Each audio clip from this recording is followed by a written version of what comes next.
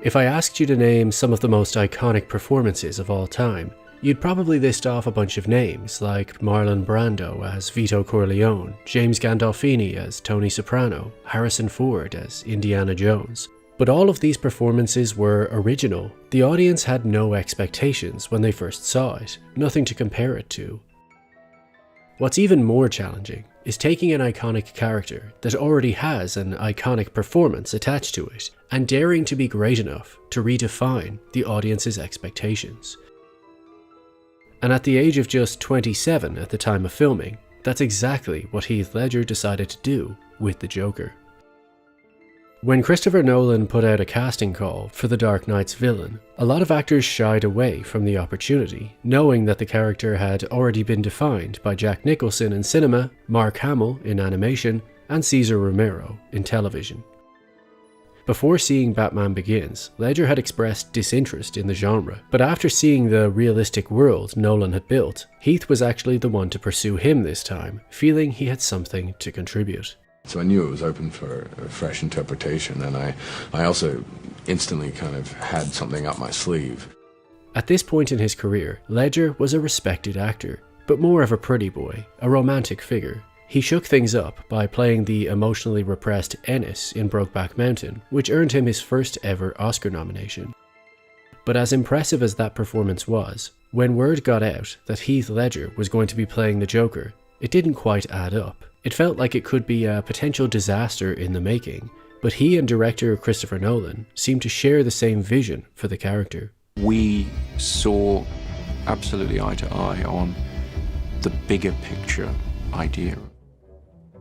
These ideas were focused on key influences, like Alex DeLarge from A Clockwork Orange, someone with a unique style who brings a sense of playfulness to violence, and the artwork of Francis Bacon, bringing a haunting grittiness to the notion of a face. Ledger was hands-on in every aspect of the character, choosing the right shoes, knives, and colour coordination for the outfit, even studying how ventriloquist dummies laugh, as he always found them particularly terrifying. Little details mattered a lot to him, like wanting to be the one to put on his own makeup, as realistically that's what the character would have to do, which made him a lot rougher with face paint under his fingernails. He locked himself away for a full month, totally isolated, to fully immerse himself in the role, keeping a diary in which he wrote out his lines of dialogue again and again, and kept these pictorial scraps that would later inspire his performance. So let's examine Heath Ledger's performance as the Joker up close, and see how these influences manifested on screen to create something we simply never saw coming. Let's start with the physicality of the character. The opening sequence introduces a series of bank robbers wearing clown masks, but despite all of them wearing the same outfit, Heath makes his character immediately identifiable with his body language. The others are more rigid, they talk and move very practically, whereas Heath is loose, almost animalistic. Like here, the camera was going to focus on him anyway, as obviously Nolan wants us to pay attention to him, but this superfluous little twirl keeps us engaged and intrigued. His limbs swing from their joints, which communicates that he's beyond relaxed. There's an unusual elegance to the movement, as if he's dancing or on drugs, or maybe both. His physical performance is just more interesting than the others, which subconsciously makes the audience want him to be our real villain, because that way we get to spend more time watching him. Ledger's performance has famously been compared to this Tom Waits interview, as they share the same loose, fluid physicality and even mannerisms. Alright, let me get comfortable here. Okay. Evening, Commissioner. I got here last night. I was on the plane from Paris for about 22 hours. Their code. It's a bad joke. Dropped at the first sign of trouble.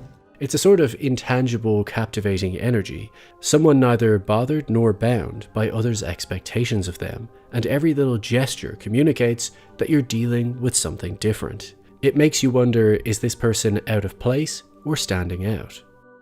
When you read Nolan's script, it's very bare bones and instructional. The character goes here and does this, which is how a lot of scripts are written. but the magic of what Ledger creates is clearly absent. And look, obviously the director Christopher Nolan had a huge influence over the character, but given Nolan wrote the script, you can see how the details of the character evolved by working together, as in the end it's the idiosyncrasies that Ledger brought to the table that really make the performance so memorable. For instance, the Joker doesn't just have scars on his face, he's constantly tonguing at them, making his performance feel itchy and squirmy, like there's a nest of insects inside his mouth crawling around his gums. It's a very oral performance. He's always smacking his tongue and licking his lips, which makes him feel bloodthirsty, as if you're dealing with an animal. Check out this tiny moment here. A guy like me. Look, listen. This little clicking sound he inserts before he tuts is so unusual. Then notice how he drags his eyes across Gamble back to the rest of the room, as if his attention needs to be dragged away from his violent instincts. In that brief moment, he's eyeing his prey, but suppresses the urge to continue talking. In Ledger's diary, there was a picture of a hyena, and you can actually see that influence throughout. Hyenas release a laughing sound as they attack their prey, making them come across as if they're really relishing in the act of violence. And that same maniacal laughter explodes out of Ledger even when he's under attack. This is where the influence of Alex DeLarge from A Clockwork Orange comes in, someone that simply enjoys violence for violence sakes, even singing songs as they traumatize and harm others. There's a haunting disconnect between the Joker and his victims. While most actors maintain eye contact to create tension, here Ledger chooses to do the opposite. He's interspersing moments of eye contact, then looking around the room or inside the corners of his mind, communicating how little he values the life he's toying with. This inability to hold eye contact for extended periods showcases the chaos of the character and his rattling energy levels. There's nothing calm and steady about the Joker. It's all about the little decisions Heath Ledger makes along the way. His improvisation throughout The Dark Knight contributes a totally new texture to the piece. For instance, when Lieutenant Gordon is promoted to Commissioner, the room full of police officers applaud, and despite it not being in the script, Ledger chooses to join in, staring at him, entranced. There are layers to this decision. Firstly, it's fun for the audience and for the Joker to clap along sarcastically, but it's also an act of intimidation, as the more power Gordon has, the more danger he's in from the Joker's men. So the applause is playful, but the stare is predatory. When he interrupts Bruce Wayne's fundraiser for Harvey Dent, the script simply says the Joker moves through the terrified guests, smiling, but Heath adds a chaotic energy to the scene, picking up entrees and eating them, and swigging from champagne glasses. His indulgence, his greed, his gluttony is really on show, taking center stage as everyone else around him watches in silence. But it's the little details that add the most to the character. The script says the Joker drops the gentleman, turns to Rachel. The Joker says, "Hello, beautiful," and continues the monologue. But Heath adds this playful parting of the hair, while also licking his lips, preparing to feast, and then stalks her around, trying to get her to look at him face to face. When he approaches Batman after the truck chase, the script simply says, the first thug pulls at the mask, an electrical shock from the Batsuit throws him back. The Joker laughs. That's it. But firstly, notice how Heath adds this little waltz hop as he approaches. Then when the thug, who, let's not forget, works for him, is electrocuted, he doesn't just laugh, he stomps on him, laughs maniacally, and spits on him.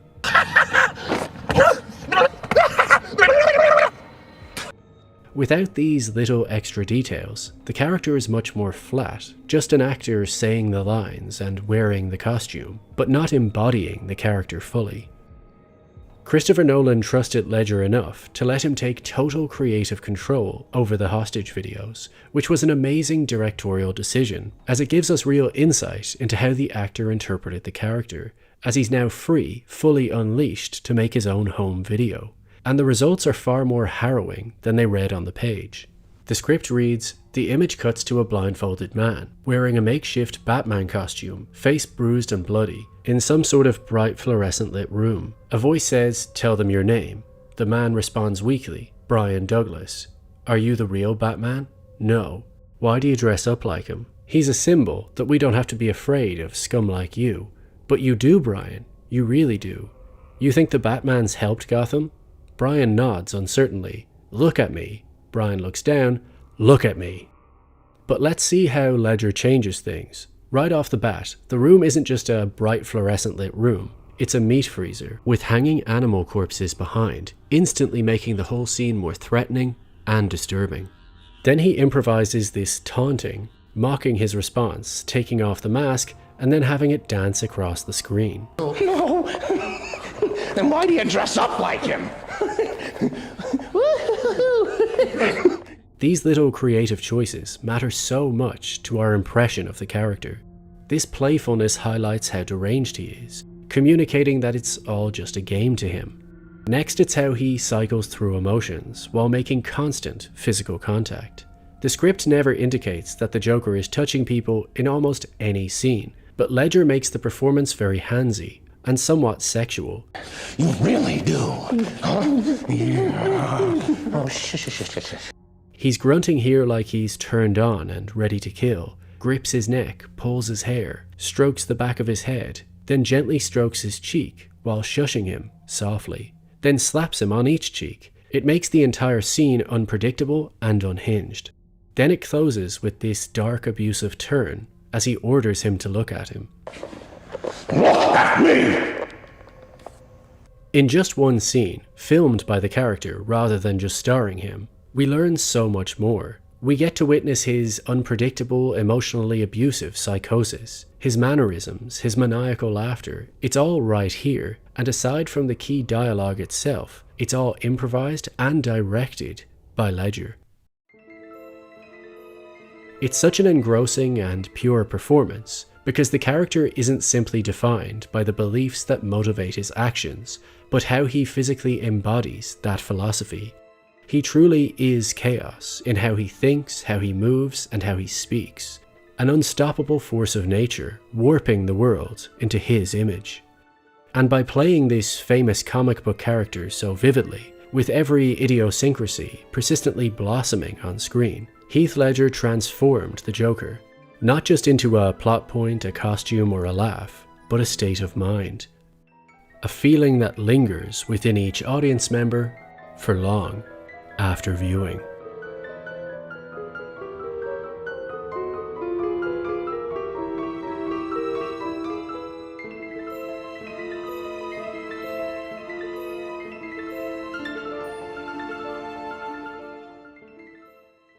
If you enjoy content like this and want to see more of it, please do consider supporting me on Patreon, as it really does make a difference to how much content I can pump out. Or if you can't afford that, then simply like the video, subscribe, and leave a comment down below to help the algorithm do its thing.